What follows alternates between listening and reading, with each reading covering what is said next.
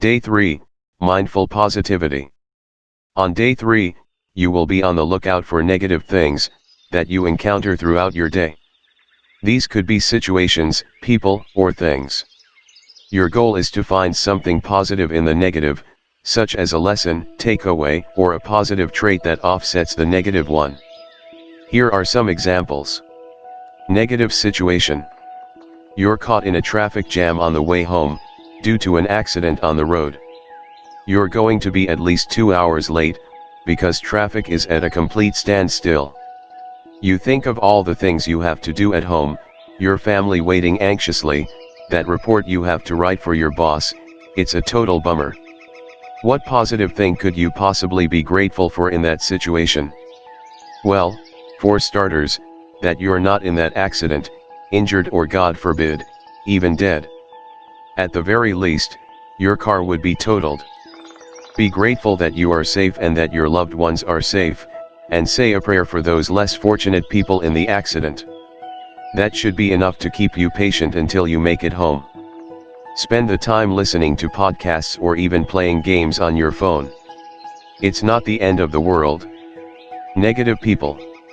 We all know that type of person who is always so cynical and critical, the constant moaner and complainer who always finds fault with everything. Being around people like that can be extremely draining and frustrating. How do you see anything positive in that type of person? Everyone, no matter how horrible they may seem, has some positive traits. They may be an animal lover. It may be that they express their criticism with a dry sense of humor that makes you smile despite yourself. It may be that they are brutally honest, in their own way. Negative people usually have a reason for being that way. They could be scared or angry due to a past negative experience. Seeing them in this light helps you empathize with them, and be more understanding. Negative things. Your boiler breaks down in the middle of winter and the inconvenience and cost of getting it fixed have thrown your budget and schedule off track. However, you can look at the positive side, and be grateful that you even have a boiler when so many people in the world still live without heat and running water. Be grateful that the money spent did not go towards medical costs for you or a loved one being ill or hospitalized.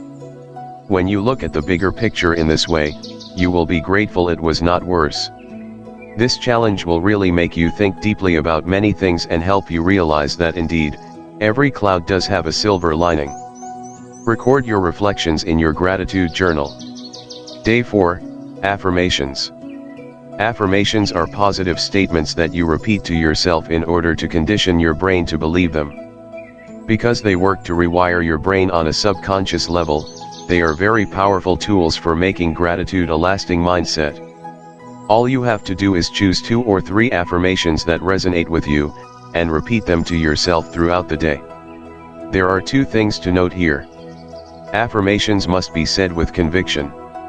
Affirmations must be in the present tense and never in the past tense. Here are some examples. I am so grateful for everything I have in my life. I accept and appreciate all that comes to me in my life. My life is filled with abundance and I am grateful for that. I am grateful for my health and the health of my loved ones. I am grateful for my loved ones and friends who encourage and support me. You can choose 2 or 3 affirmations from the examples above. Google more by searching for gratitude affirmations or even write your own. Keep them posted where you can see them, and repeat them throughout the day.